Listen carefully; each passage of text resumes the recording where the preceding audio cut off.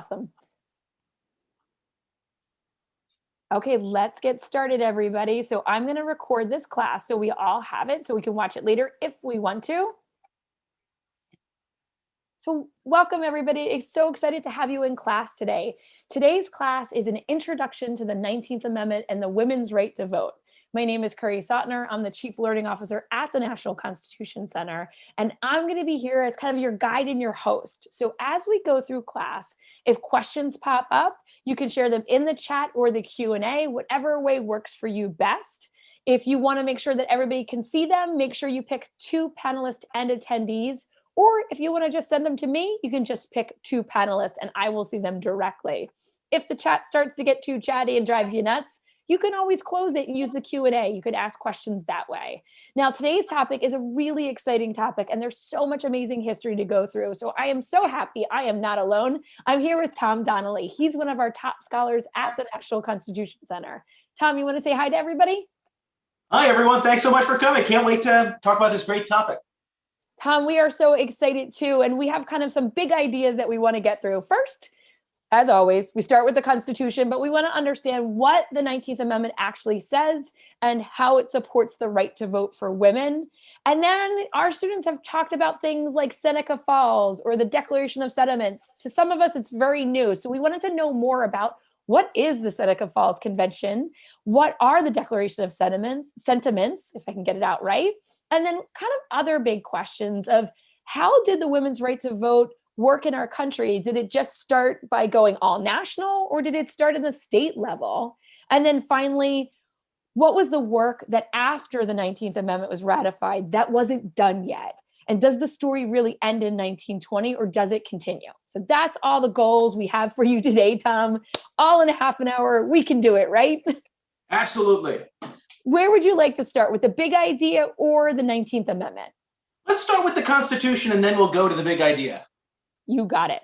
All right. So, but even before turning to the 19th Amendment itself, I think it's important to think about the 19th Amendment in the context of the whole Constitution. So the thing to remember is that the original Constitution, the one that was written in 1787, ratified shortly thereafter, it left the issue of voting, the issue of elections, largely to the states. So it was really, it was a state power to regulate elections.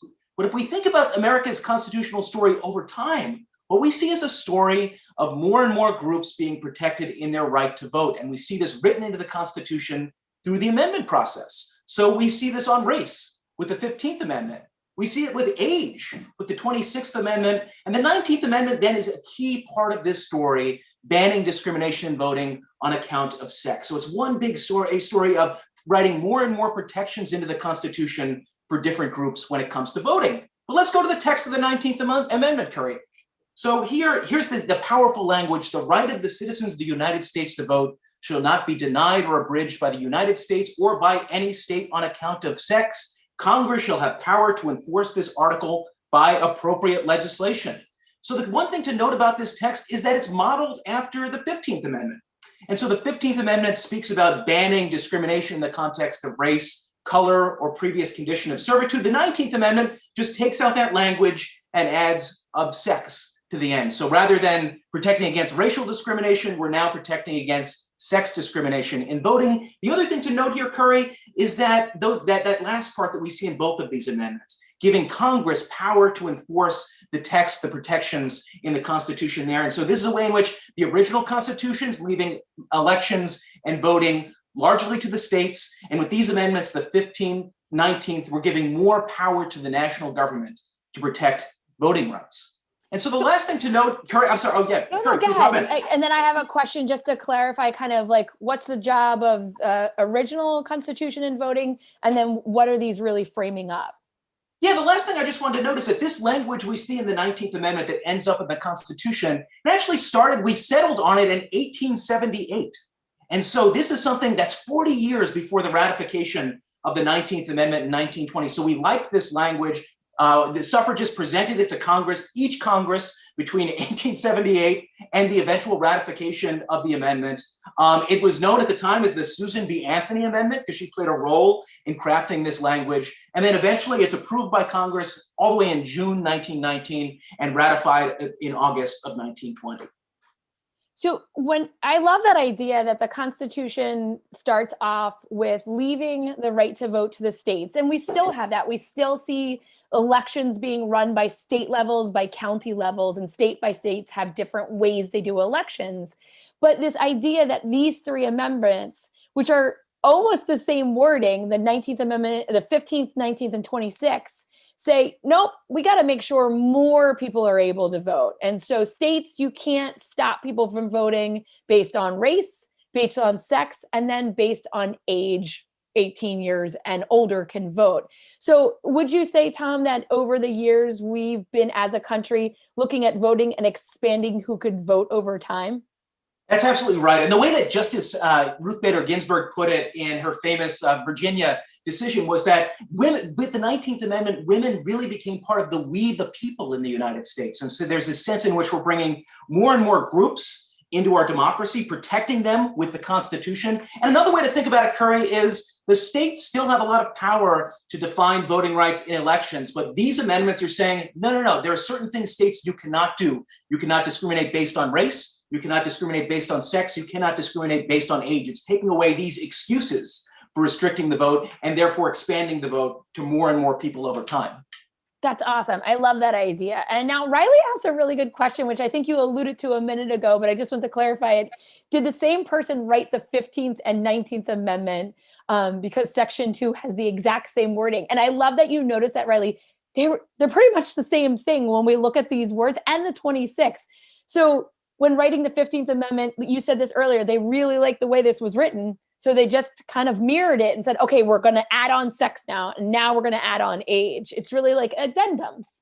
Yeah, and remember, this language for the 19th Amendment, it's 1878, so it's shortly after. The 15th Amendment was ratified in 1870. So there is like, it's a similar generation writing this amendment. And just in both cases, as Congress is wrestling with the language to use, you have some members of Congress arguing for broader language, some for narrower. But I think as a practical matter, it was a big enough, knew that they were pushing for a big enough change to bring in women's suffrage. And so they wanted to rely on language that already worked for constitutional reform. It was an easy, it ended up, it was still a hard sell. It took another 40 years. But I think as a practical matter, it was language that was familiar. And so that's why they probably settled on it. And that's absolutely what we see over and over again in the Constitution. Sometimes they'll go back to language that they saw in state constitutions and say, hey, this worked. Don't mess with it. Use that language again. So I think that's a fascinating thing to kind of think about how we write rules and laws. If it works, it's okay to mirror it and keep the language the same. It's a good lesson in writing. Now, to understand what a powerful impact the 19th Amendment had for women, I think we need to go back, way back a little bit to the colonial period and say, what was it like for women in the colonial period? What rights did they have, and what rights and privileges did they not have? You know, that's a great question, Kerry. And I mean, there is always this way in which whenever you transport to another time in history, it is like there's a way in which certain language is familiar, but it can also feel like a completely different and strange land. And so what we notice in early America, and actually, Kerry, let's begin to simplify. Let's begin with, we're declaring independence in 1776. And so let's have that as our inflection point here. States are writing new constitutions. They're beginning to govern themselves. A little over a decade after that, we ratify the Constitution in 1789. And as we just said, the Constitution is leaving these decisions over voting, to the states. And so what do the states do? Well, in these early years, most states are establishing property requirement for voters. So during this period, voting is generally restricted to white male property holders. So this is excluding women. Often it's not always, but sometimes it's often excluding African Americans. It's also excluding the poor. And so people that don't have property. So even if you were a white male and you didn't own property, you wouldn't be able to vote in many states. Now, of course, there were notable exceptions. Some African Americans were able to vote in some states, and women were able to vote in my state of New Jersey.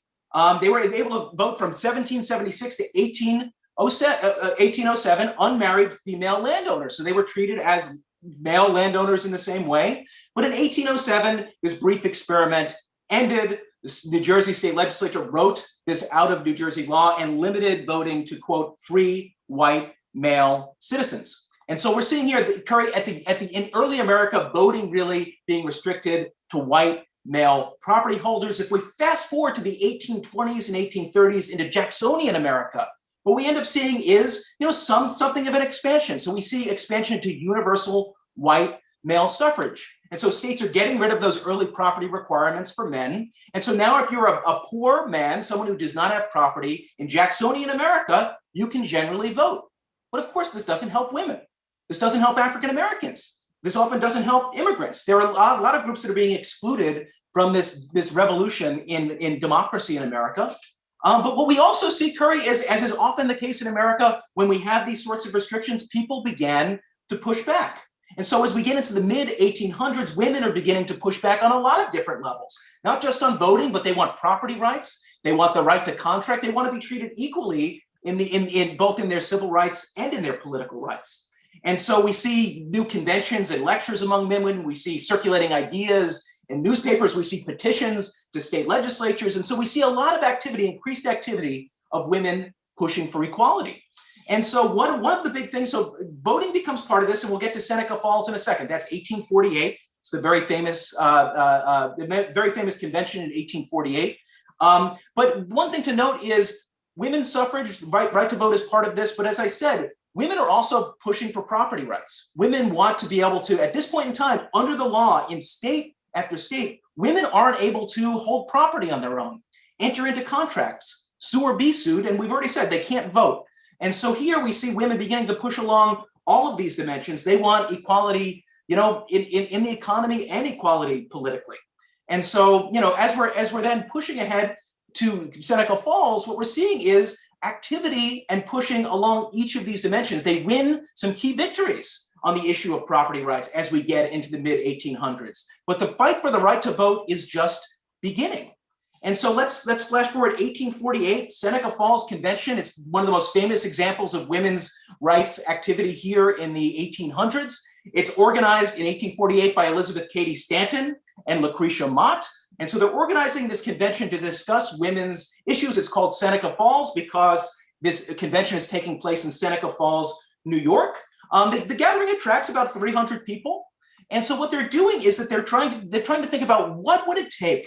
What is a vision for women's equality in America where women can be equal at home, at work, at the ballot box? A vision of broad equality that ran up against the male-dominated culture of the time. And so what Elizabeth Cady Stanton does is she says, we need a manifesto. We need our own declaration of what of our demands, what we want of this society. And so she writes the Declaration of Sentiments. And this is literally, as you look at this text, it's not long. I urge you, please go online and try to find it. It is a rewriting, literally, of the Declaration of Independence. And so what you see throughout this early women's rights movement and women's suffrage movement is that as women are pushing for reform, as their allies are pushing for reform, they're often rooting these reforms in old American ideas, old principles that go back to the Revolution. And so they're saying, no taxation without representation, things like that. But here, with the Declaration of Sentiments, we have this amazing language from Elizabeth Cady Stanton. It says, we hold these truths to be self-evident, that all men and women are created equal. Isn't that great? She's taking Thomas Jefferson's famous language for the Declaration of Independence, inserting women. And rather than with the Declaration, we have a series of complaints against the British king. Instead, we see complaints about how men are oppressing women. And we see a list of demands about what women are going to need to have a truly equal America, equal education, equal pay, equal property rights, and as they say here, the sacred right to the elective franchise. In many ways, the most radical claim at all in the Declaration of Sentiments. People at the convention itself were debating, do we really include this? This seems to go very far. This is pushing in a new radical direction. But ultimately, the attendee said, yes, this should be in the Declaration of Sentiments. And so here, the Seneca Falls Convention gives way to the first national women's convention, which met in Massachusetts a couple of years later, drawing 1,000 attendees. And furthermore, in the 1850s, Kerry, we're also seeing more and more African-American women joining in this fight, attending, speaking at various conventions. And so I'll sort of pause there. This is that first wave of activity where we're really starting to put on the agenda women's suffrage as a key reform item. Okay, whole bunch of questions from the students because I absolutely love, they're so excited about this. So African-American men get in the Constitution that they can't be barred from voting based on race in 1870. The 15th Amendment is passed in 1870, correct? Correct. Who wrote the 15th Amendment? So the 15th Amendment, it's written by a conference committee in Congress, but it comes from like George Boutwell. It comes from various Republicans in Congress. A couple of different people have the same language. Got it. Perfect. The 19th Amendment takes almost another 50 years. It's 1920. Who actually, and I know it's the similar words, but was there one person or a group of people that were considered like the authors of the 19th Amendment? Well, I think a lot of people said that Susan B. Anthony was. So like she's setting the language. It's Senator Sargent from California that's putting it, that's presenting it before Congress. And again, it doesn't change in those 40 years. But the thing to remember is, again, it's 1870 is the ratification of the 15th Amendment. The 19th Amendment, this is being written in 1878. It's the same generation. So it's largely a lot of people who are familiar with those debates over the 15th Amendment are also, engaged in this debate over women's suffrage in the 1870s. Now, here's the $1,000,000 question that has now popped up like 30 times in the chat and the Q&A. Why did it take so long? Like one of the students says, if men said they loved women, how could they object to them having the right to vote, to be accepted in society? And why did it take 50 more years? So like that's where the students are all trying to wrap their head around is, what is this resistance to allowing women to have their own property, to have their own rights, and to be able to be, that the fact that they wanted to vote was like a crazy idea in 1890s. Why? So where is this resistance coming from?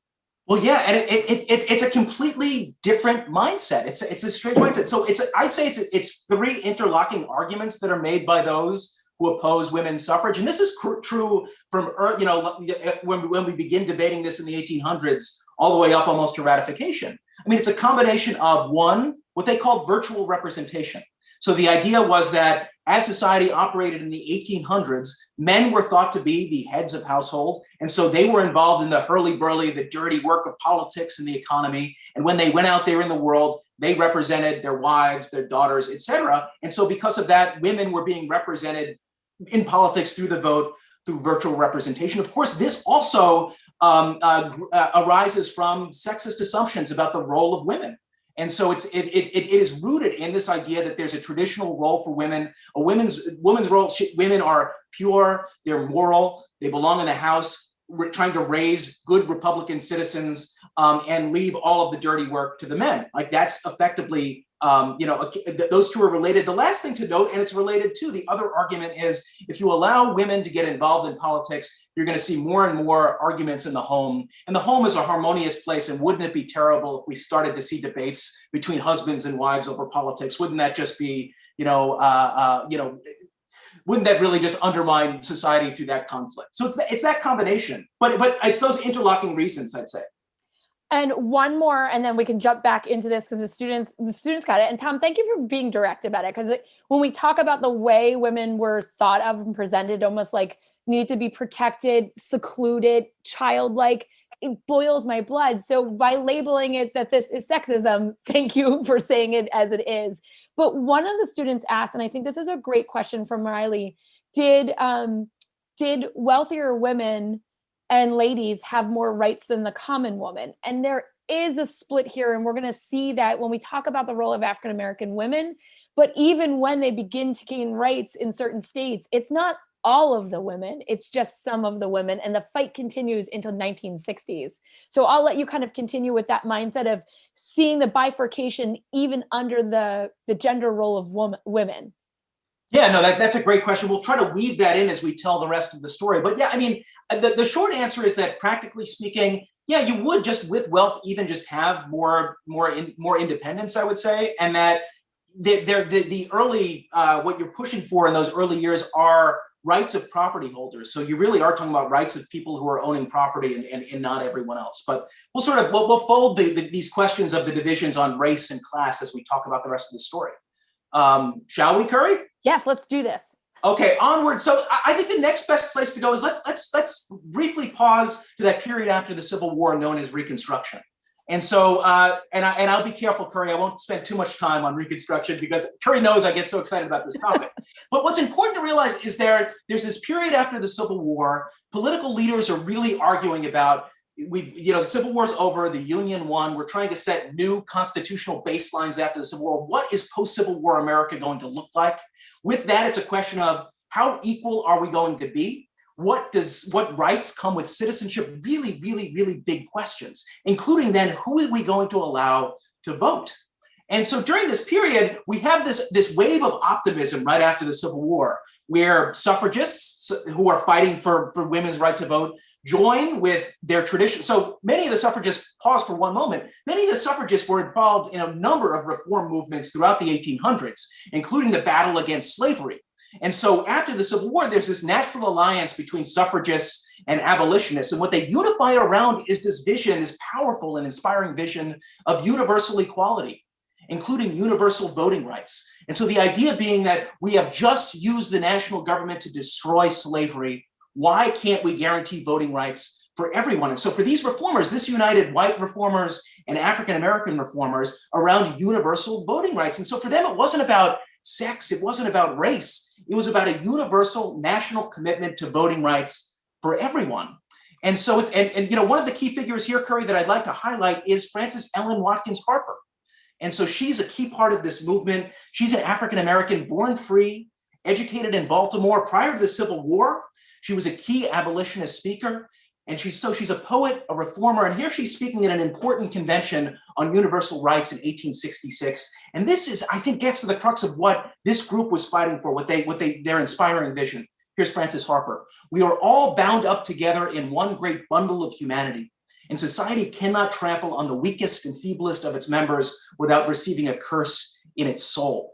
And so the idea being women, African Americans, those who are oppressed by the law and have been through most of the Republic, we ought to join together, and we as a nation should commit to equality for everyone, including voting rights. What we see shortly thereafter is that the Republican Party, so this is the party of Lincoln, the party of Union, the party that won the Civil War, it ratifies a series of transformational amendments, the 13th, 14th, and 15th. But what they do is they prioritize African American rights. And so they put women's suffrage, women's rights to the side as they're making that push. And so what this ends up doing is this ends up splitting the movement for women's suffrage. And so you do have, you know, plenty of suffragists still supporting the 15th Amendment, supporting African-American rights, still pushing for universal rights. These are people like Lucy Stone, and they form an organization called the American Women's Suffrage Association, still allies of the Republican Party, still committed to this vision of universal rights, universal suffrage. But we also see another group split off. And this is led by Susan B. Anthony, Elizabeth Cady Stanton. It's the National Women's Suffrage Association. And so they oppose the 15th Amendment. They want to focus on women's suffrage. They don't care at this point in time. They think that the Republican Party has, in effect, just put women to the side. And so they keep women's suffrage front and center. They oppose the 15th Amendment. They turn away from their traditional allies in the abolitionist movement in the Republican Party. And they begin the battle for a national amendment guaranteeing women's suffrage. And so you see this split in the movement there, Kerry. I'll sort of pause, and then we can sort of get into the next phase. And the next phase, really, I think Daniel's question kind of leads us into the next phase. So Daniel's question was, what are the strategies that women use to gain the right to vote? I was like, nice one, Daniel. Let's go exactly. with that one next. I know. Yeah, so what's so cool, so let's pause briefly on what women do right away after the 15th Amendment's ratified. So many women are disappointed that they're excluded from the 15th Amendment. The 14th Amendment in Section 2, which no one talks about, even writes the right to mail voting into the Constitution. And so it's the first time mail is inserted into the Constitution. But what women do, the first move that the suffragists do is they actually take the Constitution as it's written and say, you know what, we may not have gotten everything we wanted from the Reconstruction Congress, but this Constitution already guarantees our right to vote. So the 14th Amendment protects what were called the privileges or immunities of US citizens. And so these are, they protect the national rights associated with citizenship. So what women argue is, we're US citizens, and because of this, the right to vote is one of our core rights, so it's protected by the 14th Amendment. And so you see some women petitioning and arguing before Congress, saying, Congress, use that power that you have to enforce the 14th Amendment to say women have a right to vote. So this is Victoria Woodhull, is the famous suffragist who's pushing for this. She's the first woman to make these sorts of arguments ever in front of a House committee. So she's called into the US House. She makes these arguments for women's right to vote. And what she says is, I do now claim that I am equally with men possessed of the right to vote. So using Congress. But then you also see women pushing in the courts. And so what they argue is that forget about Congress, just look at the text of the Constitution. It says those privileges or immunities of national citizenship, they include the right to vote. And because of that, Supreme Court, other courts say that I have the right to vote, and laws that say otherwise are unconstitutional. And so this is a famous argument. It's called the New Departure is the big movement. And interestingly, it results in the first big voting rights case ever before the Supreme Court. It's a case called Minor versus Caperset.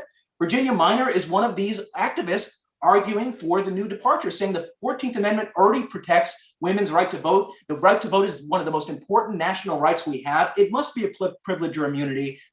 Courts strike down these laws saying women can't vote as unconstitutional. Let us vote. And the Supreme Court unanimously rejects this. It rejects it in an opinion by Chief Justice Morrison Waite. And what he says is women, Virginia Minor, you are right. You are US citizens, but the right to vote is not a right of citizenship. It does not fall under those rights protected by the 14th Amendment. Therefore, this issue remains with the states. And so women lose this first wave of battles, but as we know, the battle is just beginning. Awesome. So as they kind of start to advance, and I'm being mindful of our time, we think of the 19th Amendment giving women the right to vote. And we know that, like you said earlier, New Jersey, before the Constitution, New Jersey allowed women to vote. Then there's almost like a receding, and there's the states stop the women's right to vote. And then there's growth again. So state by state, you have some states allowing women right to vote. But what the 19th Amendment does is it makes the whole nation. You cannot stop a woman right to vote just based on gender or on sex. And so what are some of the states? So talking about like Daniel's question of going like, how did they move this across the country? And we love this graphic. It's from the time period. But why did the Western states seem to have like a jump on this? What was their kind of end game? So the two big strategies we're going to see here is one, the state by state effort to win the right to vote state by state and then hopefully grow into a national movement. The other is a push for a national amendment. And so these are two reform pushes, two strategies happening at the same time, but all trying to push for one single goal, the national vote for women. So you're right, Kerry, the one key lesson that we get from the 19th Amendment story is this idea that reform sometimes bubbles up from the states. This is Louis Brandeis's famous image of these states as laboratories of democracy. There we go with Justice Brandeis there. And this is the idea that one of the functions of having federalism, of having states having power over things like elections and voting, is they can experiment with new laws, new policies. And if those things work, other states can copy them. And eventually, maybe the entire nation might adopt that policy. And that's one way of understanding the 19th Amendment story. We see the Western states first experimenting with the women's right to vote. Some scholars say part of this was even just a way of, you have all of these states out west with not many people, not many women. And so this is a way of attracting women out to settle out west. So just a very practical concern. But what this push proved was that if you give women the right to vote, the heavens are not going to fall. It works fine. It works well. Women are up to the tasks of active citizenship. And so we learned this in the Western states. It starts in the Wyoming Territory in 1869. Wyoming becomes a state in 1889. So we have full women's voting rights in Wyoming. In the 1890s, other Western states like Colorado, Idaho, and Utah, and on until in 1917, big states like New York give women the full right to vote. Michigan in 1918. And so this is before the 19th Amendment, even before it's approved by Congress, before it's ratified. We have 15 states giving women full voting rights. Furthermore, other states are giving women partial voting rights. So some states are allowing women to vote in presidential elections or school board elections. And so there's a way in which the 19th Amendment could be understood as a way of, we learned these lessons from the states, they worked well, and so we're going to write that lesson into our Constitution. Okay, so now let's talk about some women that kind of like really changed the game here. And this is the other strategy. Shaking things up, doing some protests. There's a lovely lady behind me, but I love to talk about this of Alice Paul and the first ever protest at the White House are women, just to kind of like mic drop that. Yeah, and so this is the idea. We have all of this activity in the states, but it's Alice Paul, the National Women's Party, they want to push national leaders to support a national amendment. And so they bring new, what some people describe as militant protest tactics to the cause. I mean, this may not seem radical to us, people picketing the White House, but as you're saying, Kerry, This is the first protest we're seeing before the White House. It's Alice Paul, the National Women's Party. They want to place pressure on Woodrow Wilson. Woodrow Wilson's been reelected. It's 1917. They're protesting before the White House. They're actually using some radical tactics, but also, much like other suffragists, they're also using arguments going back all the way to the Revolution and the Declaration. Look at some of the signs they hold up. It says, governments derive their just powers from the consent of the governed. So these protests last for an entire year. They start with Woodrow Wilson's kind of amused by them, waving to the protesters. He himself tried to sit on the fence on the 19th Amendment and women's suffrage. But then we enter World War I during this year. And so with that, we see greater repression of protest, including the women in front of the White House. Many are arrested. They're and they have to spend time in jail. They're treated very poorly. And ultimately, the women, though, these women continued to protest. They kept the protests up. These arrests happened. But over time, what this did was it really shifted public opinion. The public was appalled by the arrest of these women, by the way these women were treated when they were in custody. And so eventually, Woodrow Wilson relents. He actually, in January 1918, finally gives his support to the 19th Amendment. We also see, though, conventional lobbying by women on Capitol Hill and in Congress. And so, like, we see both militant tactics by people like Alice Paul. We see other organizations lobbying members of Congress like you would any other issue. And eventually, Congress passes the 19th Amendment in June 1919, sending it along to the states for ratification. It's ratified 15 months later in 1920. And I mean, Kerry, I think that one key lesson here is that what we see from all of these strategies, going back to the question, there are many different ways you can try to push for constitutional reform, to push to transform our Constitution. One is a constitutional amendment. So that's the 19th Amendment. We see that. Another is this push to try to experiment in the states, so state by state reform, which could bubble up. But others are to try to win battles in court and win battles in Congress. But the last thing we know, and this is the tragic part of the story, Kerry, is that even with the 19th Amendment ratified in 1920, the battle didn't end for so many women, even when it came to the right to vote. So, the first election under the 19th Amendment, 1920, many women across the country vote. But we know that millions of women of color weren't able to vote because they were still, much like African-American men, kept from voting by a mix of laws in the South, intimidation, violence. And so even after the ratification of the 19th Amendment, women of color, largely abandoned by many of their white suffragist allies, have to join arm in arm with their African-American male colleagues and continue fighting and pushing and pushing and pushing. And so we see, waves and waves of reformers committing to the right to vote, really recommitting to that old vision we saw at the beginning of Reconstruction of universal voting rights, men, women, African-American, white. It culminates in this magnificent moment with the Voting Rights Act of 1965. And it's not until then, when Congress uses its enforcement powers, in this case under the 15th Amendment, but reinforced by the enforcement clause of the 19th Amendment, to pass the Voting Rights Act, broad national protections for voting rights that transformed voting for people of color throughout the nation. They finally, as a practical matter, we're able to vote in very large numbers in elections. And the Supreme Court, in a case called South Carolina versus Katzenbach in 1966, said, this is a change, this is a transformation, but of course it's constitutional. Of course it's consistent with what we've written into the Constitution. And that I think is such an amazing point. And also what the students are saying, but it's written into the Constitution in 1870, but it's not realized until so many actions of so many people make sure that it's enforced. It's enforced and it becomes reality. So it's amazing that they put it in the Constitution at that time, but it does take almost 100 years to get enforced. And that's the same thing that happens with the 19th Amendment. And there's still questions about those amendments today, and are they being lived up to the way that the people who wrote them and what was their goals? So all those questions, and I have about 15 more for you, Tom. So we're going to go to Q&A time for everybody. I told them, do not worry, put it in the Q&A and we'll go through it. But to do that, I'm just going to stop the share and pause the recording. So students, it's Q&A time. Stack the deck in the Q&A, and we're going to burn through these really quickly. So hold on one second.